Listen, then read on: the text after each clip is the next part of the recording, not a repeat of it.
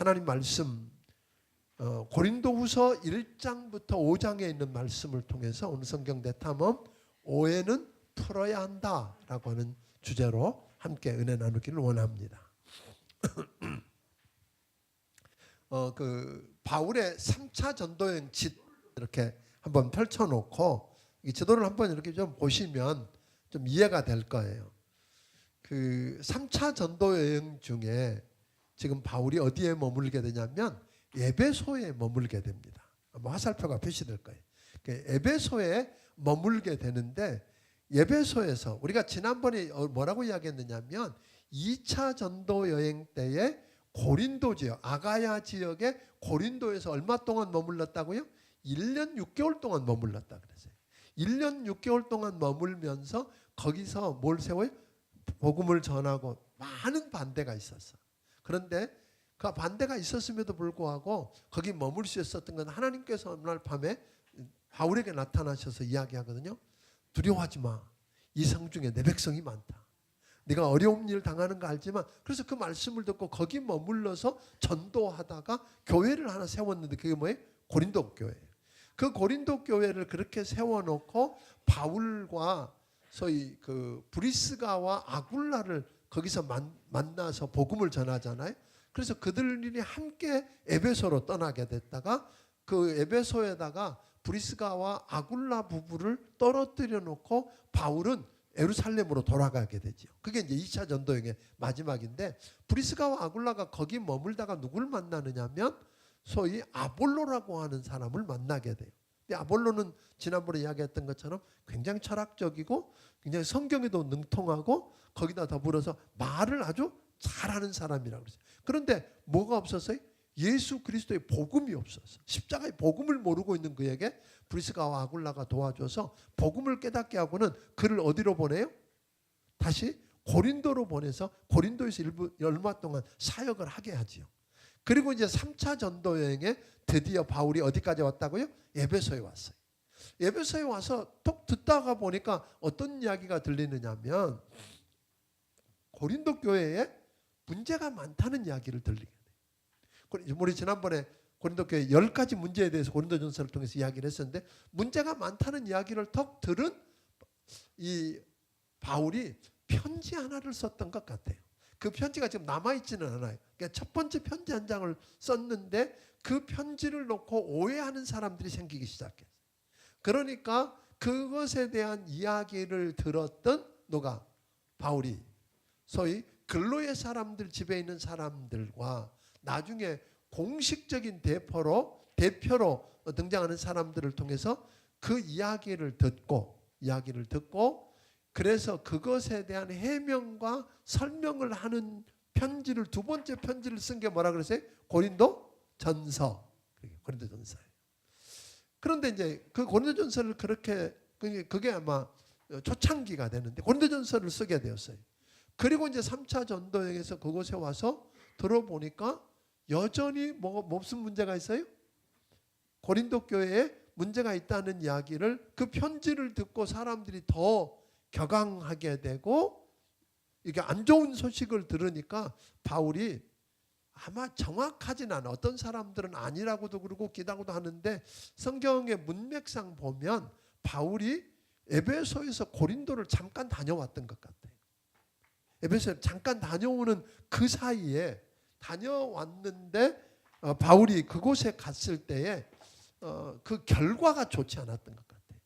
아마 정확하게 설명은 없지만 어떤 문제라고 듣고 갔는지 그래서 어떤 일을 당했는지는 모르지만 여러 정황상 보면 바울이 그곳에 갔다가 아주 가슴 아픈 소위 씻을 수 없는 아픔을 안겨주는 괴로운 방문이라고 이야기하거든요. 속에 방문 목적을 달성하지 못하고 실패한 방문이었어요.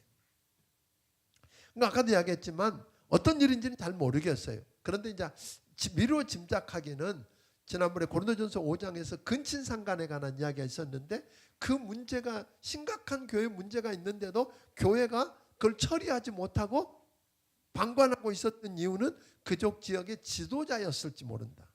그 리더였을지 모른다.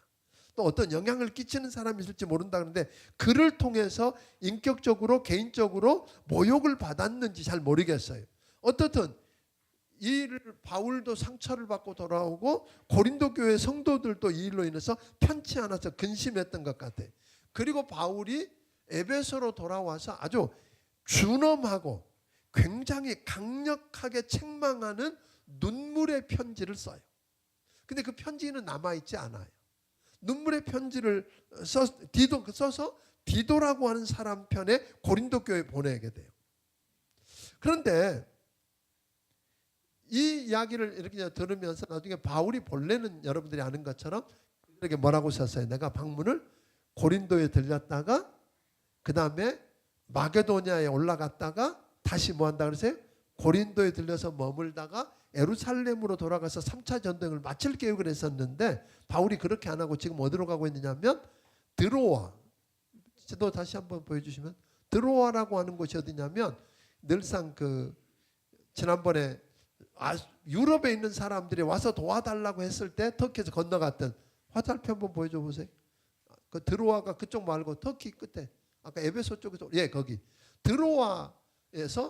드로아에서 누굴 만나게 하면 디도를 만나게. 그 편지를 쓴 강력하게 준엄하게 책망하는 눈물의 편지를 받고 고린도 교회가 어떤 일이 일어났는지를 디도를 거기서 만나서 설명을 들으려고 했는데 디도를 못 만나요. 그래서 바울이 마음이 영 편치 않았어요. 그것이 전도의 문이 열리는데도 불구하고 마게도냐로 건너가게 돼요. 그 마게도냐에서 누굴 만나냐면 디도를 만나게 됩니다.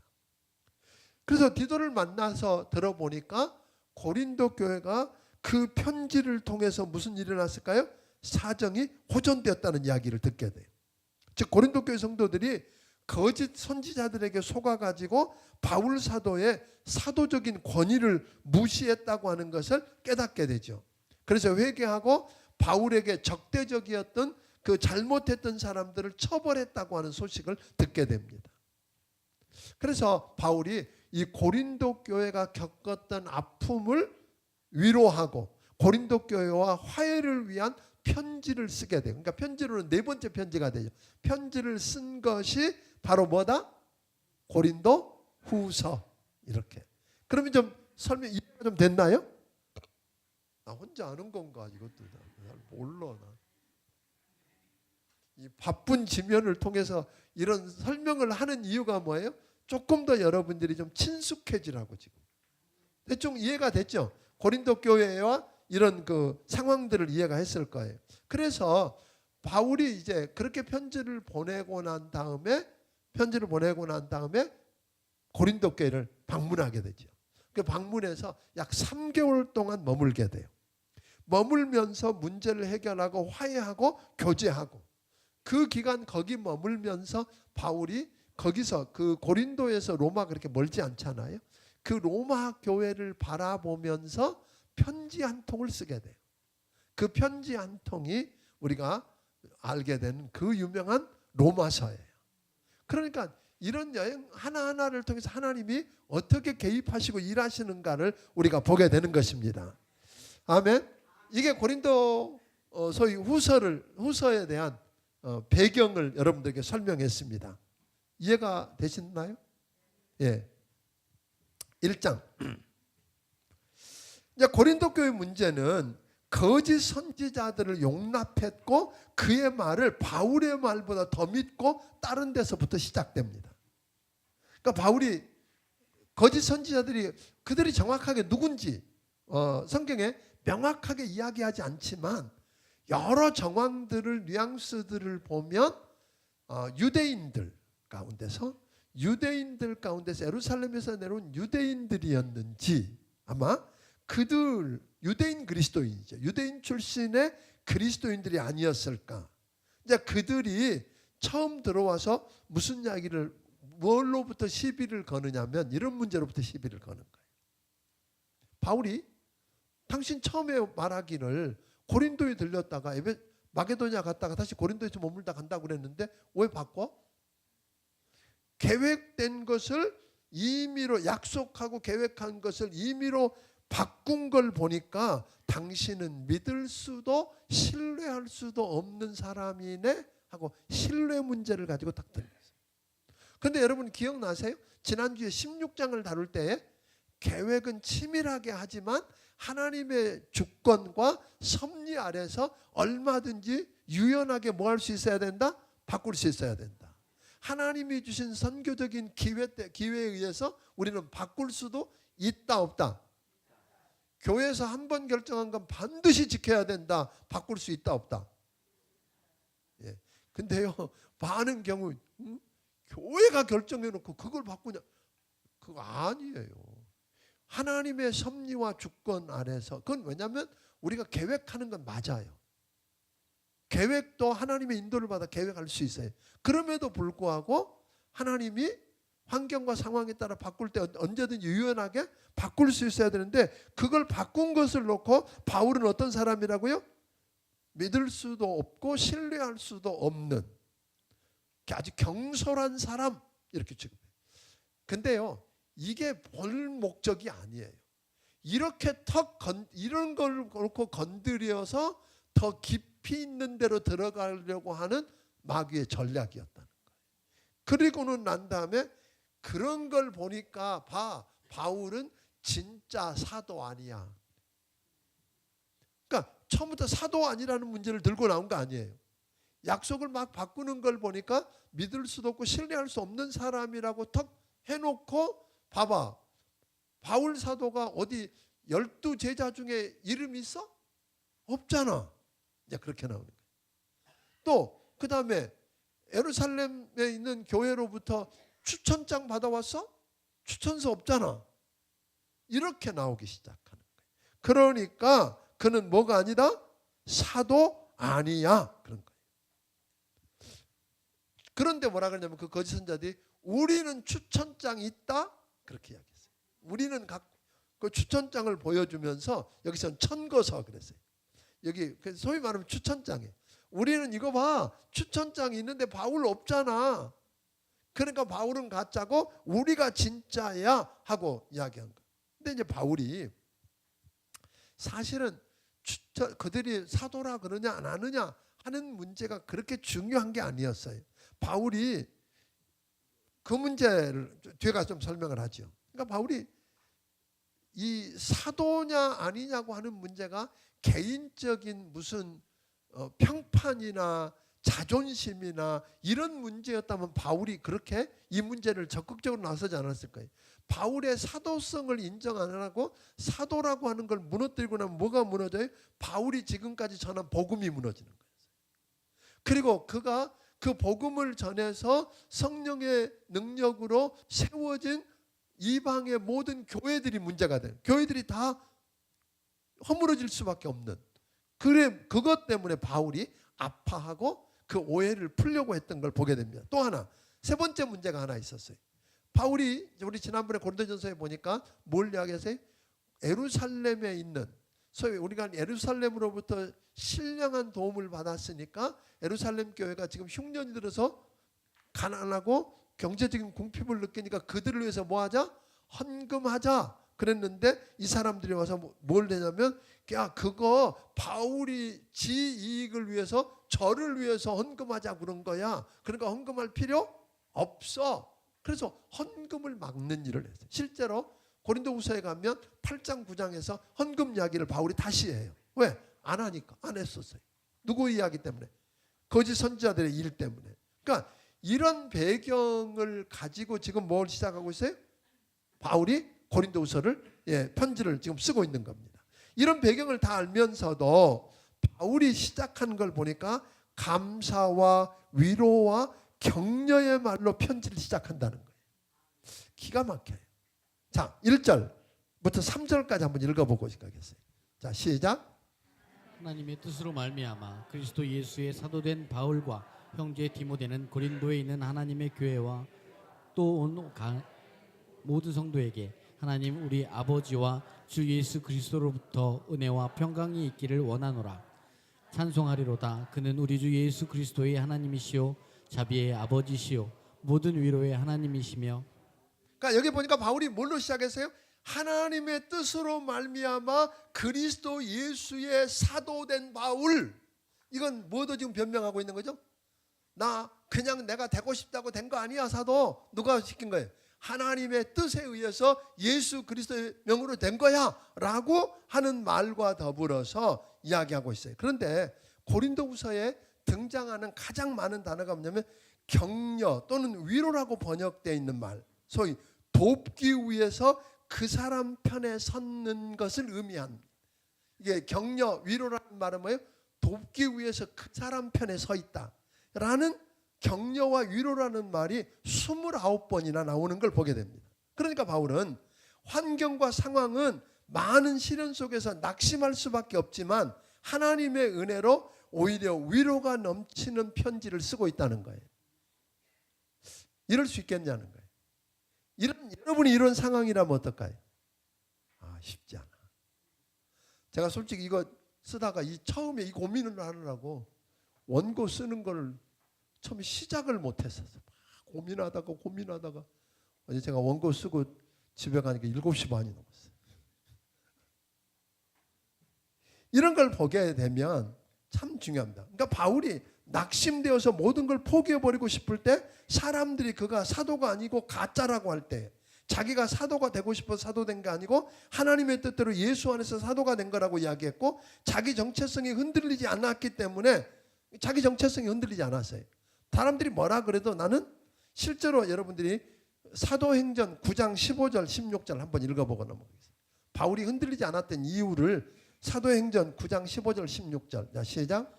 주께서 이르시되 가라, 이 사람은 내 이름을 이방인과 임금들과 이스라엘 자손들에게 전하기 위하여 택한 나의 그릇이라.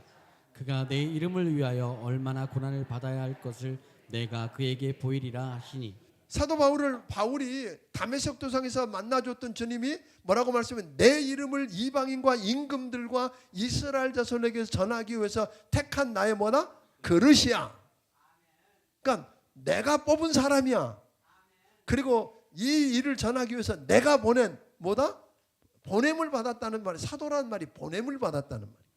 내가 보낸 사람이야 라고 하는 그 말씀을 통해서 자기 정체성에 대한 확신이 있었어요. 오늘 낮에도 이야기했지만 여러분과 내가 무슨 정체성이 있어요? 나는 하나님과 화목했을 뿐 아니라 화목해 하는 자로 하나님이 나를 뭐 했다? 불렀다. 그리고 보내셨다 하는 이런 확신이 없으면 언제든지 문제 때문에 흔들릴 수 있다는 거예요. 그것 때문에 흔들리지 않았다. 또 하나는 나를 불러서 사도가 되게 하신 하나님이 어떤 분인지 나는 확실히 안다. 그런 거예요. 여러분에게 은사를 주시고 그 은사를 가지고 어디에서 무엇을 어떻게 하라고 하신 하나님이 누군지 알면, 그 일이 뭔지 알고 그 나에게 일을 맡기신 분이 누군지 안다면 어떨까? 바울은 그 하나님을 이렇게 설명하고 있는 거예요. 그 하나님은 예수 그리스도의 하나님이시고 예수 그리스도의 아버지시고 자비의 아버지시며 그 하나님은 모든 자를 능히 위로하시는 위로의 하나님이시다. 그렇게 이야기하거든요. 하나님은 우리가 받을 수 없는 것들을 은혜로서 받아 누리도록 하시고 긍휼로서 우리가 마땅히 받아야 할 심판과 보응을 받지 않게 하실 수 있는 분. 예, 이런 확신이 있단 말이에요. 또 하나님께서 성령을 통해서 말씀하심으로 위로하시지만 때로는 다른 사람으로 하여금 우리를 위로하신다는 겁니다. 우리 모두가 위로자라는, 여러분들이 그러니까 여기 보면 꼭 바울만 이야기하는 게 아니라 여기서 보면 여러분과 나도, 하나님과 화목하게 된 여러분과 나, 그래서 하나님의 화목케 하는 직분을 받은 여러분과 나도 마땅히 뭐예요? 위로자요 격려자가 돼야 되는 거예요. 그러니까 우리가 성경에 위로자 격려자 별명을 가진 사람이 누구였어요? 바나바. 그렇지요. 우리 교인들 멋쟁이들이 바나바. 그러니까 우리 모두에게 바나바라는 별명이 좀 붙여졌으면 좋겠어요. 아멘. 그러니까 바나바는 가면요, 그 낙담했던 주저앉았던 사울, 그를 다시 뭐예요? 바울이 되도록 시작하게 했던 사람이 누구예요? 바나바예요. 마가, 버림받은 마가를 다시 일으켜서 마가복음을 기록하도록 했던 분이 누구예요? 바나바. 그러니까 우리 교회에 누가 많았으면 좋겠다? 바나바. 바나바가 있으면 바울도 있고 마가도 있어. 근데 바나바가 없으면 뭐예요? 아무리 똑똑하고 잘난 사람도 뭐예요? 그냥 꺾여서 주저앉는 사람이 많아요. 우리 교회 뭐가 많으면 좋겠다고요? 바나바. 똑똑한 사람보다 누가 많아요? 바나바. 바나바는 뜻은 뭐라고요? 위로자, 격려자. 그러니까 우리 여러분들에게 좀 간곡하게 부탁드리는 건 좀 저기 하는 분들 보면 뭐 해줘요? 위로하고. 그러니까 돕기 위해 곁에 서야 돼. 그 사람 돕기 위해서 곁에 서서 일으켜 세워주고, 할 수 있잖아, 괜찮아, 내가 함께 기도할게, 그리고 같이 울어주고. 그래서 결국 이렇게 세우는 멋진 여러분들이 되기를 주의 이름으로 축원합니다. 아멘. 자, 우리가 환난이나 시험을 만날 때 그것을 운명이나 운으로 보는 사람이 어쩔 수 없어, 숙명이야, 운이 나빠서 그런 거야. 또 그렇게 보는가 하면 또 어떤 사람, 이런 사람이 있어요. 내가 그걸 다 해결해야 돼 하는 사람은 결국은 절망할 수밖에 없다. 그러나 나를 아시고 내가 얼마만큼 짐을 질 수 있는지 아시는 하나님이 내가 만난 상황과 환경을 주관하시고 다스릴 수 있는 분인 걸 알고 그분을 의뢰하고 그분께 도움을 구할 수 있다면 우리는 낙담하지 않아도 된다. 아멘. 내가 다 할 수 있다는 사람은 결국 절망할 거예요. 운이라 그러고 그게 무슨 운명이라 그러는 사람들은 결국은 절망하지만, 나를 아시고 내가 가는 길을 아시고 내가 할 수 있는 한계를 아시는 하나님, 그 하나님께 내 인생을 맡기고 그분을 의뢰하고 그분께 도움을 구할 줄 아는 사람은 뭐예요? 넉넉하게 이길 수 있습니다. 그래서 바울도 말합니다. 내가 아시아에서 살 소망이 끊어지는 사형 선고를 받은 것 같은 고난을 당했지만 그것을 통해서 나도 나 자신을 의지하지 말고 죽은 자를 다시 살리시는 하나님만 의지하게 하셨다. 왜 우리에게 극한 고난을 주신다고요? 너 믿을 거 못 된다, 그렇게 알려주시려고. 그러니까 너 믿을 거 못 되니까 죽은 자를 다시 살리시는 누구만 봐라? 하나님만 바라봐라 하고 가르쳐 주시려고 그랬다는 거예요. 그랬더니 그 하나님이 우리를 건지셨고 건지실 것이며 이후에라도 건지실 거라고 바라볼 수 있는 소망을 갖게 해주셨다. 이거라는 거죠. 그리고 하나님께서 우리의 심령으로, 우리의 시련으로 말미암아 영광을 받으셨다는 겁니다. 그 오히려 우리가 만난 시련 때문에 영광을 받으시고, 그리고 바울은 고린도 교회를 방문하기로 한 계획이 왜 바뀌었는지를 설명합니다. 지난주에 이야기했던 것처럼 바뀔 수 있다면 어떻게 하죠? 치밀하게 계획해도 하나님의 주권과 섭리를 따라 바뀔 수 있고 하나님이 주신 선교의 기회를 따라 바뀔 수 있기 때문에 그냥 어때 바꿨으면 되지. 그러지 말고 바뀔 수 있는 이유를 뭐예요? 설명해서 뭐를 풀어야 된다? 오해를 풀어야 된다. 오해를 내버려 두면 문제가 되는 거예요. 내가 언제 오해하라 그랬어? 지가 오해해놓고 뭐. 그러지 말고 그 이유를 뭐 하자? 부드럽게 설명해 줘서 오해를 풀도록 할 줄 아는 여러분이 되기를 부탁을 드립니다. 아멘. 하나님은 우리를 통해 일하시기 전에 먼저 우리 안에서 일하기를 원하신다는 거예요. 그러니까 중요한 건 우리를 통해 일하시지만 우리 안에서 일하시기를. 그러니까 우리가 원하는 때와 하나님이 원하는 때가 다를 수 있다는 거예요. 모든 형제들, 여러분 아는 것처럼 요셉은 꿈을 통해서 모든 형제가 자기를 뭐 할 걸 알았어요? 섬긴다고 하는 것을 알았어요. 근데 요셉은 노예로 팔려가고 감옥 가고 13년이나 환란에 처하게 되는 그 후에야 뭐가 돼요? 애굽의 총리가 돼. 왜 그렇게 오래 걸리죠? 기왕 총리 만들 거 빨리 만들어 주시지. 하나님께서 아까 이야기한 것처럼 요셉을 통해서도 일하지만 요셉 안에서 일하심으로 요셉을 빚으시는 데 걸리는 시간이었다는 거예요. 아멘. 그러니까 아직도 하나님이 나를 통해 일하고 계시는, 내 안에서 일하고 계시는구나. 우리 지난번에 이야기했지만 내 조개 속에다가 모래알 하나를 넣어주시는 하나님. 미워서 죽으라고 넣은 거 아니에요. 고통당하라고 넣은 게 아니라 뭐 만드시려고? 진주 만드시려고. 그러니까 힘들거든 여러분 들여다보면서 아 하나님이 아직도 진주 만드시는구나. 빨리 안 끝내시는 거 보니까 큰 거 만드시려나 보다. 아니요. 그러고 가는 사람하고 왜 나 죽일라 그러세요 하나님? 왜 그래? 이렇게 하는 사람하고 어떤 사람이 감사가 있겠어요? 고난 속에서도 그러니까 바울은 뭐 했어요? 감사하는 거예요. 아멘. 요셉 보세요. 한 번도 원망했다는 이야기가 있는가? 없어요. 그를 통해서 일하시는 하나님은 그 먼저 어디서? 그 안에서 일하신다는 거예요. 그러니까 하나님께서는 우리 모든 필요를 채우시기에 충분한 은혜를 주시지만 그것 미리 주시지는 않는다. 그러니까 때를 따라 돕는 은혜를 얻기 위해 날마다 그 앞에 나아가 기도하는 게 그래서 필요하다 그런 거예요. 예레미야 우리가 성경 에스겔서 보니까 죄송해요. 예레미야서지요. 오늘 뭐라고 말씀하느냐면 이런 이야기를 하시잖아요. 야, 내가 주신다고 하셨을지라도 그래도 뭐 해야 할지니 구하여야 할지니. 하나님이 주신다고 분명히 약속하셨어도 뭘 기다리신다고요? 기도 기다리신. 그래도 구하여야 할지니. 그러니까 여러분 그래서 우리가 교회 기도하자 그런 거예요. 하나님 우리에게 주신 약속들이 있어. 주실 거예요. 그래도 하나님은 뭘 원하셔요? 기도를 원하시는 거예요. 새벽에 기도하십시다. 네, 기도해야 돼. 조금 더 기도하는 분들이 늘었으면 좋겠어요.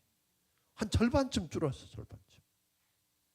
아니면 더 기도가 필요할 텐데 그래서 덜컥 겁이 났어요. 아버지 앞에 죄송한 거예요. 그래서 지금은 뭐 할 때라고요? 기도할 때.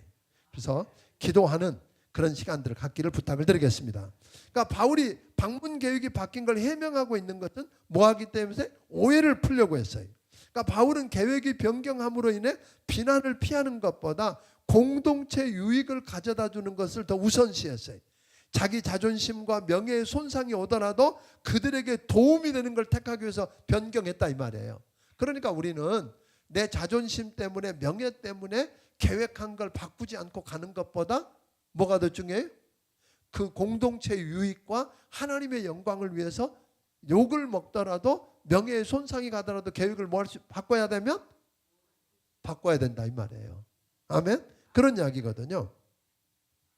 바울은 첫 번째, 두 번째 계획마저 무산되므로 거짓말하는 경솔하고 신뢰할 수 없는 사람이라는 말을 듣게 되더라도 육체의 지혜로 해서 사람들을 기쁘게 하는 것보다 하나님의 지혜를 따라 교회 공동체를 위하고 그리스도께 영광을 돌리기 위해서 깨끗한 양심을 따라서 예수님이 재림에 대한 소망이 있기 때문에 아멘하고 한 것이라고 말합니다. 그것은 성령님이 인쳐서 보증해 주신 거다 이렇게 이야기를 하고 있거든요. 2장 1장이 되게 길었네요.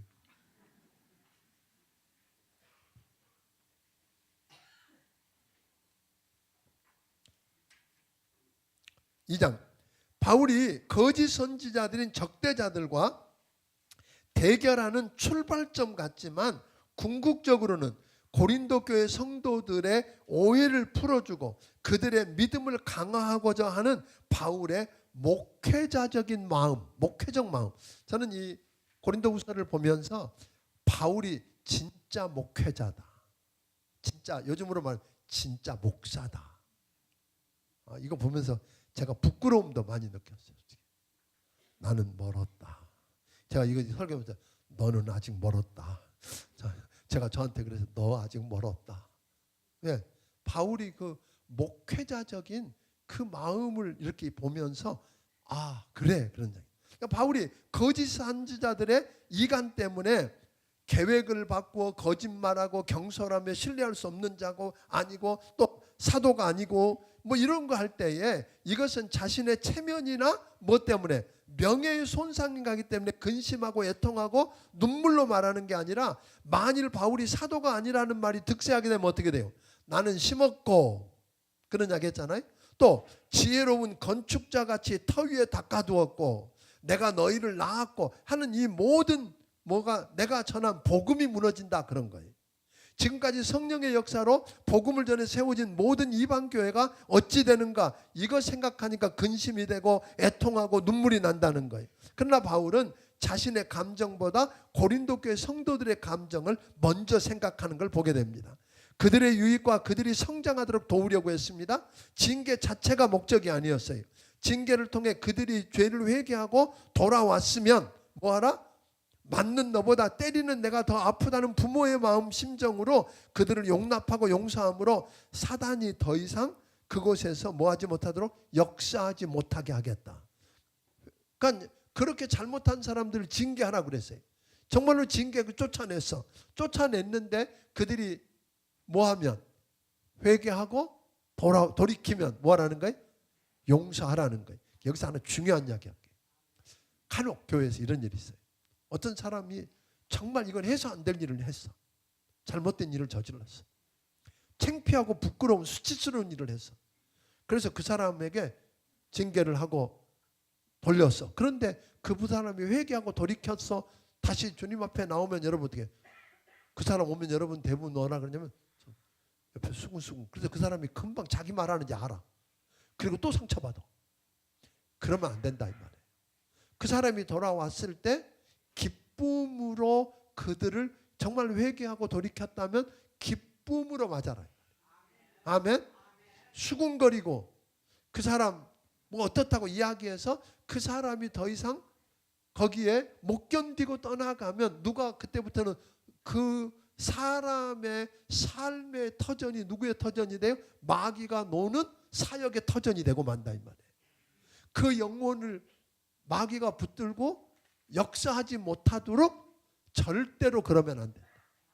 그러니까 잘못한 사람이 회개하고 돌이켜 오거든 쳐다보고 인사는 해놓고 뒤돌아서서는 막 수군거리고 이야기하고 하는 것 이건 죄입니다. 아멘도 안 해. 하여튼 이건 안 되는 거예요. 근데 교회 안에 정말로 많아 이게. 잘못했다가 돌이켜서 돌아오는 사람을 보고 그냥 기쁨으로 진심으로 그를 받아주고 용납하는 게 아니라 앞에서는 인사하고 해놓고는 가면은 그래서 그 사람이 막 뒤가 막 뜨거워. 여기 못 올 때 왔다고 생각. 그래서 그때부터 다른 생각을 하기 시작해서 누가 그 틈새에서 누가 이래요? 마귀가 일하기 시작하는 거예요. 그래서 더 나쁜 역사들을 일으키게 된다는 거예요. 경고입니다. 경고.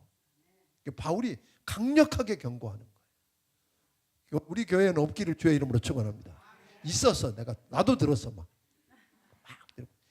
근데 그걸 그 사람이 봤어. 그래갖고 그 사람 막 있잖아요. 정말로 우리 있어요 없어요? 우리 하지 맙시다. 그냥 보면 반갑게 맞고 그 사람 위해서 그 사람이 건강하게 다시 넘어지지 않고 가도록 기도해 주는 것으로 끝. 그걸 왔는데 또 옆에다 뭘 이야기를 해. 눈 깜빡가려가면서 왔다고. 다 속 있을걸?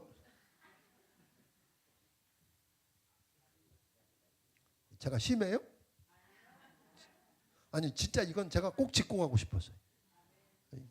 이 교회 안에 여러분들이 오랜만에 왔든지 뭐 잘못했던 사람이 다시 돌아오면 그냥 기도하고 봐요. 기다려요. 아멘? 왔는데 뒤에다 대고 손가락질하고 뭐 어쩌고 눈 껌뻑거리고 그냥 그럴 거 없어요. 반갑게 왔냐고. 정말 진심으로 받아주고 끌어안아주고 그래서 그가 다시 서도록 돕는 일 이런 일들을 여러분이 할 수 있기를 주의 이름으로 축원합니다.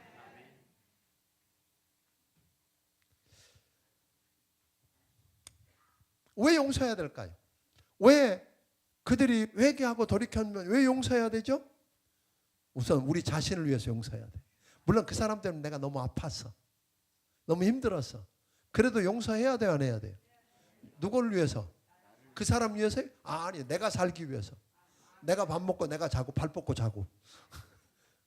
용서 안 하면 누가 용서 받아야 될 사람은 잘 먹고 잘 살아. 잠도 잘 자. 근데 누가 문제예요? 용서 못하는 내가 문제예요. 그러니까 나를 위해서. 두 번째는 누구를 위해서? 주님의 영광을 위해서, 교회를 위해서 용서해야 합니다. 2장 14절부터 7장 4절까지는 마치 가로 속에 들어있는 말씀 같아요. 2장 13절에서 7장 5절로 딱 연결을 붙여도 말이 통해. 문맥이 돼. 그런데 그 사이에다가 요걸 딱 넣어놨어. 그렇지만 여기 안에 사실 바울이 말하려고 하는 핵심은 다 들어있어.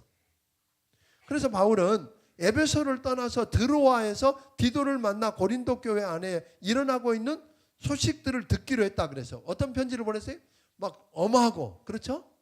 엄격하고 단호하고 그들을 책망하는 편지를 보냈었죠. 눈물로 편지를 보낸 것, 그 다음에 어찌 됐는가 궁금해서 만났는데 못 만나. 그러다 보니까 주변 상황이 편치가 않고 바울은 그것을 피해갈 수도, 그렇다고 낙담하고 좌절할 수도 없는 그런 상황이 되었어요. 편하지도 않지만 마게도냐 가면서 그래도 모든 상황을 누가 주관하고 계신다? 하나님이 주관하신다고 생각하니까 바울은 뭐 하지 않았어요? 낙담하지 않았어요. 자, 14절 한번 읽어보겠어요. 자, 시작. 항상 우리를 그리스도 안에서 이기게 하시고 우리로 말미암아 각 처에서 그리스도를 아는 냄새를 나타내는 하나님께 감사하노라. 우리 상황이 어떻든 상관없이 그 환경과 상황과 환경을 주관하고 계시는 분 누구다?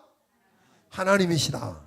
그러니까 하나님을 사랑하고 그분의 뜻대로 순종하고자 몸부림을 치는 한 그 모든 것을 합력해서 선을 이루시는 하나님이 역사할 거다 하는 고백이에요. 여러분 그렇게 믿으세요?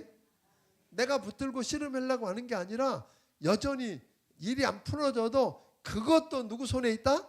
하나님 손에 있다. 그러니까 하나님이 합력해서 선을 이루실 거다. 믿고 맡기면 하나님이 일하신다. 그래서 우리로 말미암아 각 처에서 그리스도를 아는 냄새를 나타내는 하나님께 감사하노라. 오히려 그 상황에서 바울이 뭐라고 했어요?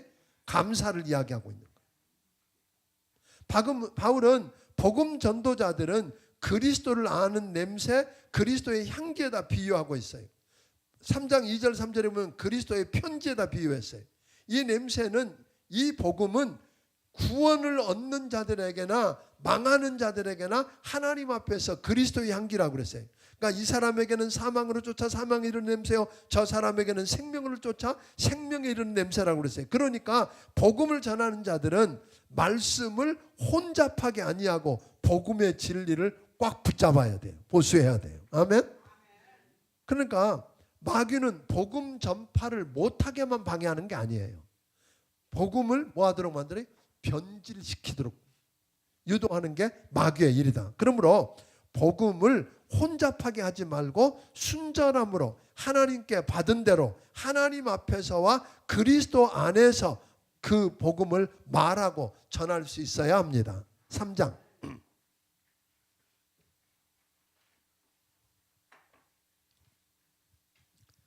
항상 진짜가 있으면 뭐가 있을까요? 가짜가 있어요. 진짜가 있기 때문에 가짜가 있는 거예요. 예? 진짜가 있으면 모조품이 나오게 돼 있어요. 은혜의 복음이 이방인들에게 널리 전해지고 많은 사람들이 예수 믿고 주께로 돌아왔어요.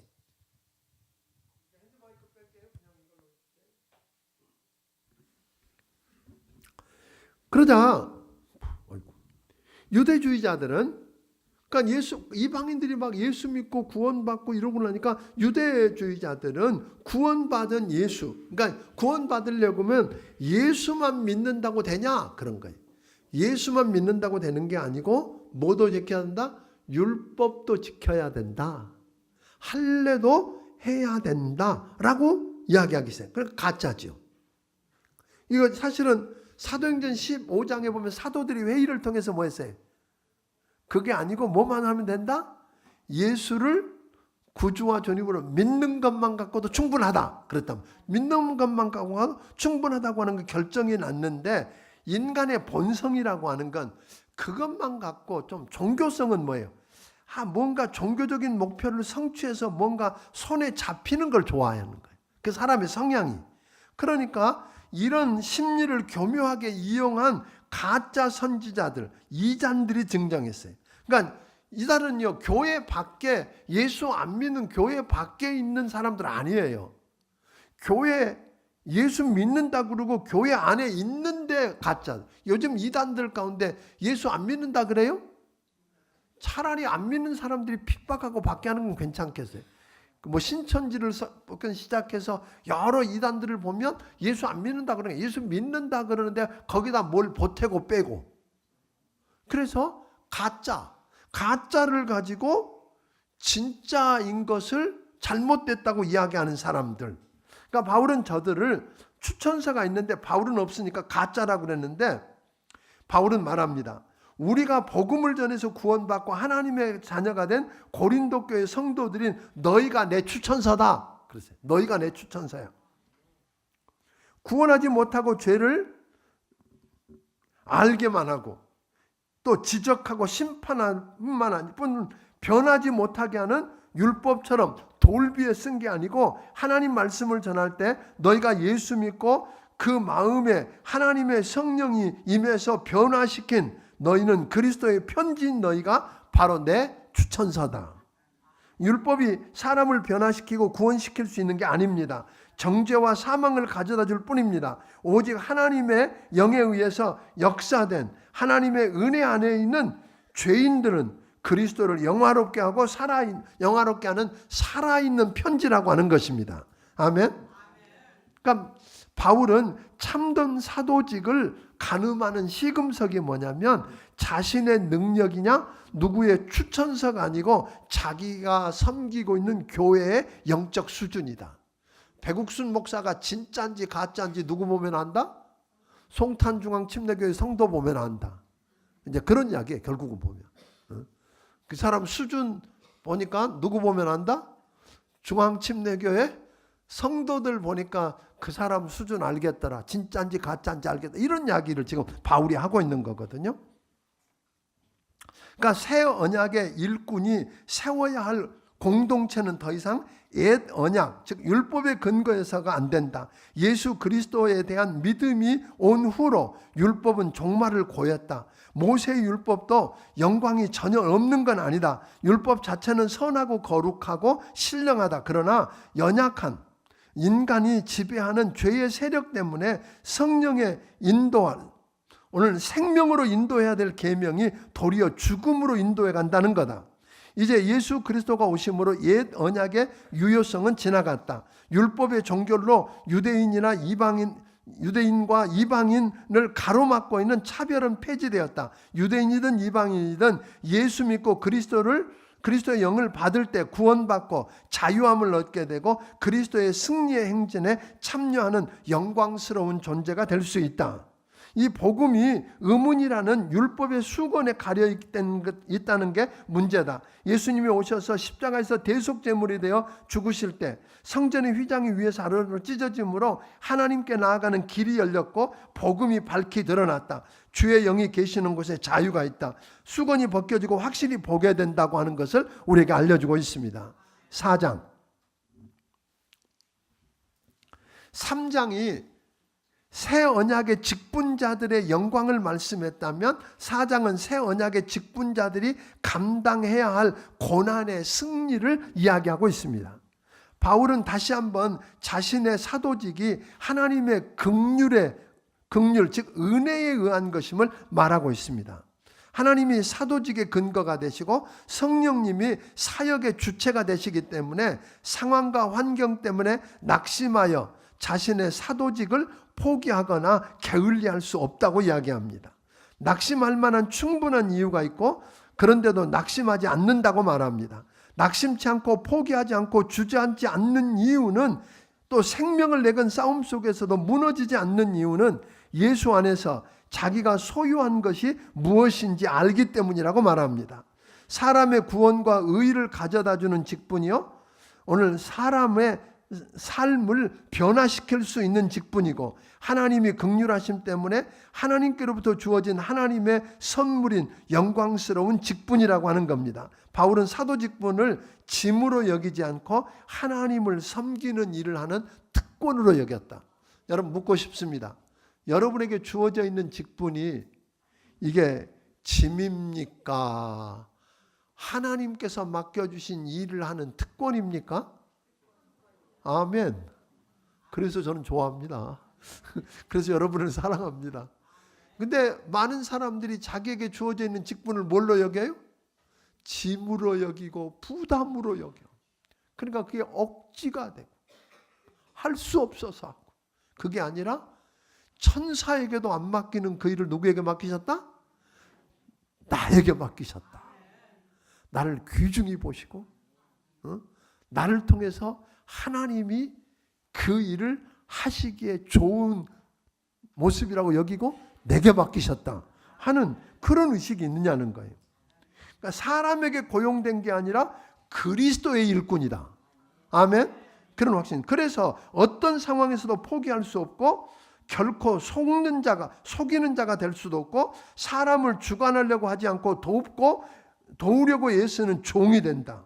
나를 전파하고 자랑해서 나를 드러내고 내 유익을 위해서 일할 수 없다. 또 하나는 나를 보잘것없는 깨어지기 쉬운 질그릇 같지만 내 안에 뭐가 있다? 귀한 보배이신 예수가 있다. 그렇게 이야기하는 거야. 내가 귀하고 소중하고 존귀하게 여길지 말지는 나 때문이 아니라 뭐예요? 내 안에 무엇이 들어있느냐 때문에 결정해야 된다는 거예요. 나는 뭐라 그러세요? 깨지기 쉬운 질그릇. 질그릇 아세요? 예. 그럼 뭐 볼품도 그렇게 별로 없고 깨지기도 쉽고 그런데 질그릇의 가치는 질그릇 그거 자체에 있는 게 아니라 그 안에 뭐가 들어있냐. 그 안에 다이아몬드가 들어있으면 그 그릇 소중히 여겨요 안 여겨요? 소중히. 쓰레기 들어있으면 아무렇게나 돼야지. 아무데나 놓지. 금은 보화가 들어있으면 아무데나 놓아요? 안 그래. 소중하게. 그러니까 그런 거예요. 그러니까 오해하지 마세요. 여러분이 누구냐가 아니라 그것 때문에 여러분을 함부로 다루지 말고 여러분 안에 보배이신 예수가 있다면 아멘? 그러니까 우리는 그것으로 우리는 어떻게 해야 돼요? 거기 담겨진 그릇보다 뭐에 관심을 더 가져야 돼요? 그 안에 뭐가 담겨져 있느냐에 관심을 집중해야 된다 이 말이에요. 그러면 그 보배가 들어있으면 어떤 일이 일어나는가? 8절 9절 읽어보겠습니다. 8절 9절 읽습니다. 시작. 우리가 사방으로 우겨샘을 당하여도 쌓이지 아니하며 답답한 일을 당하여도 낙심하지 아니하며 박해를 받아도 버림바 되지 아니하며 거꾸림 들림을 당하여도 망하지 아니하고. 무슨 이야기예요? 보배이신 예수님이 우리 안에 있으면 놀라운 일이에요. 사방을 우겨쌈을 당해도 답답한 일을 만나고 박해를 받고 거꾸로 때림을 당해도 이 거꾸로 때림을 당한다는 말은 재밌어요. 거꾸로 때림 당하는 권투 용어에서 쓰는 말이면 다운 당해도 권투에서 한 대 뻥 맞고 뒤로 빨려덩 나가 떨어졌어요. 끝났어요? 그런다고 망한 거 아니다 그런 거예요. 그 안에 너가 KO 다운당하고 KO 아니잖아요. 그러니까 누가 안에 뭐 때문에? 내 안에 보배이신 예수님이 계시는 한 나는 안 망한다 그런 이야기예요. 보배이신 예수님을 보라는 것입니다. 그러니까 육신의 눈으로 보면 예수님처럼 비참하게 망한 사람이 어디 있어요? 그런데 하나님이 그분을 죽은 자 가운데 살리셨고 그분을 지극히 높여서 모든 이름 위에 뛰어난 이름을 주사 만물이 그 발 앞에 엎드리게 하셨잖아요. 그러니까 여러분 그 주님 보라는 거예요. 그 주님을 믿는 우리도 하나님이 다시 살리실 거고 하나님이 높이실 거고 그러니까 낙심하지 말자 그런 거예요. 그래서 바울은 말합니다. 10절에서 뭐라 그러냐면 우리 모두가 예수 죽인 것을 몸에 짊어지면 즉 고난에 동참해야 된다. 보배이신 예수님이 합력해서 그러면 선을 이루실 것이다. 우리는 질그릇까지 연약한 것 같은 거 연약함을 뭐 해야 돼? 인정해야 돼. 그래 나는 연약해. 그러므로 질그릇인 나를 자랑하는 게 아니라 내 안에 계신 뭐를? 보배가 뭐냐를 자랑할 수 있기를 바랍니다. 14절 주 예수를 살리시니가 예수와 함께 우리도 다시 살리사 너희와 함께 그 앞에 서게 하실 거다. 그러므로 우리가 당한 일 때문에 뭐하지 말자? 낙심하지 말자. 그러니까 우리가 낙심하지 말 이유를 세 가지로 이야기했어요. 긍휼하심을 받아 이 직분을 받았기 때문이고 보배이신 우리가 나는 질그릇이지만 보배가 내 안에 있기 때문이고 예수를 살리시니가 예수와 함께 우리를 다시 살릴 것을 믿기 때문에 아멘.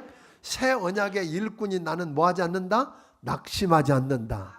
여러분 하나님께서 여러분에게 맡겨주신 그 일 때문에 낙심하지 않기를 주의 이름으로 축원합니다. 아멘. 낙심하지 않아요. 그것 때문에 우리의 속사람이 오히려 날로 새로워질 거다. 작은 것 때문에 영광의 중요한 것을 우리가 이룰 것이다. 잠깐 있는 게 아니라 영원히 있는 거고, 보이는 게 아니라 보이지 않는 것을 우리가 보기 때문에 우리는 뭐 하지 말아야 된다? 낙심하지 말아야 한다. 5장은 오늘 다뤘지만 1절부터 10절까지 잠깐만 이야기를 하고 1절과 10절은 안 다뤘기 때문에 우리에게는 뭐가 있다? 장래 소망이 있다, 그런 거예요. 우리가 하나님의 말씀을 믿고 신뢰하기 때문에 그리스도인이라면 장차 일이 어떨 것이고 죽음 이후에 무엇이 일어날지 알기 때문에 우리는 뭐하지 않는다? 낙심하지 않는다. 너 죽어? 그러면 사람 옛날에는 뭐예요? 알았어, 뭐든지 시켜. 이게 마귀가 하는 일이었잖아요. 죽음이 들어와서 마귀의 종로로 탄다 그랬다면 히브리서에. 그런데 예수 믿는 사람들은 너 죽어? 그런데 종이 안 된단 말이야. 함부로 말을 안 듣거든요. 바로가 해보니까, 네로의 행정가 해보니까 안 된단 말이에요. 옛날에 너 죽어? 그러면 어떻게? 알았어, 뭐든지 시켜. 시키는 대로 다 할게 그랬는데 예수 믿는 사람들은 죽어? 그래도 뭐예요? 죽어도 괜찮아 그런다며. 왜? 내가 육신의 장막을 벗으면 하나님이 새로운 장막으로 내게 덧입혀 줄 거야. 죽음이 끝나는 거 아니야. 우리 육신적으로 우리가 육신이 죽으면 물론 육신은 어디로 가요? 흙으로 돌아가서 썩을 거예요. 얼마 동안? 우리는 바로 우리 영이 주님 품에 안겨서 우리 주님이 공중나팔을 불고 다시 재림하실 때까지.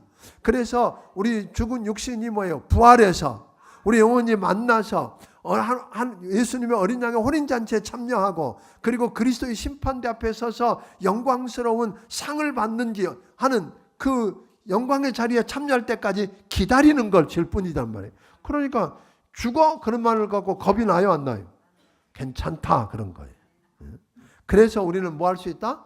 낙심하지 않아도 된다, 그렇게 이야기하는 거예요. 그러니까 천국을 우리가 한번 생각해 봐야 돼요. 천국 그러면 죽은 다음에 가야 하는 곳. 우리는 목적지라고 생각하니까 문제가 있는 거예요. 천국을 보았다. 너무 좋다, 간다. 그게 아니라 그 천국을 미리 보게 하신 이유를 우리가 알게 하고 깨닫게 하신 이유는 뭘까요? 천국, 즉 하나님의 도성을 보았고 그곳에 있을 일들을 보았기 때문에 오늘 내가 어떻게 살아야 할지를 우리가 동기부여가 돼야 된다는 거예요. 아멘? 죽는 걸로 끝난 게 아니고 죽은 다음에 주님 품에 가서 주님과 함께 영원히 살게 될 그날, 그 천국을 우리가 보았고 그날에 있을 어떤 일들이 일어날 걸 보았기 때문에 영광스러운 직분을 가지고 낙심하지 말고 어떻게 살지를 결정하고 죽음이 두려워서 시시하게 살지 말자, 그런 이야기예요. 아멘? 우리 그리스도인 다른 게 그런 거여야 되지 않을까요? 여러분 천국이 있음을 믿습니까? 그러니까 나 죽으면 천국 간다, 좋다, 그게 정도가 아니라 당연히 죽은 다음에 천국 가죠. 근데 천국이 어떤 곳이고 어떤 일이 일어나는지 아니까 오늘을 시시하게 살지 말아야 된다는 거예요. 오늘을. 아멘? 오늘을. 그러니까 여러분들이 그날을 알기 때문에 우리는 이 땅에 일어나는 일 때문에 뭐예요? 낙심하지? 예, 바울처럼 그런 억울한 일도 당하고 정말 말도 안 되는 일을 당한 거 아니에요. 자기가 개척해서 세워놓은 교회에 이단들이 돌아가지고 그들을 충동해서 바울을 힘들게 하는 그런 상황, 그런 절박한 상황 속에서 나는 뭐 하지 않는다? 낙심하지 않는다. 포기하지 않는다. 주저앉지 않는다. 그리고 여전히 그 일을 감당해서 결국은 승리를 이끌어내는 바울의 모습이 오늘 고린도후서란 말이에요. 이런 은혜가 여러분 모두에게도 있게 되기를 주의 이름으로 축원합니다.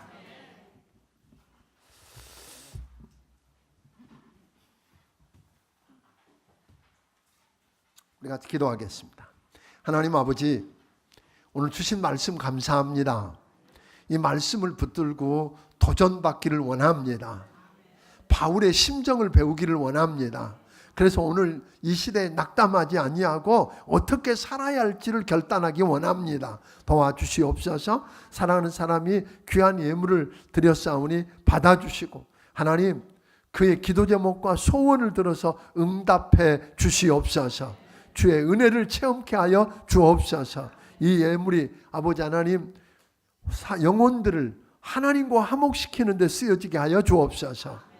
이제는 우리 주 예수 그리스도의 크신 은혜와 하나님 아버지의 무한하신 사랑과 성령님의 감화 감동하시고 역사하시며 교통하심이 오늘 여기 머리 숙인 모든 심령들 위해 함께 해주시기를 예수님 이름으로 축원하옵나이다. 아멘.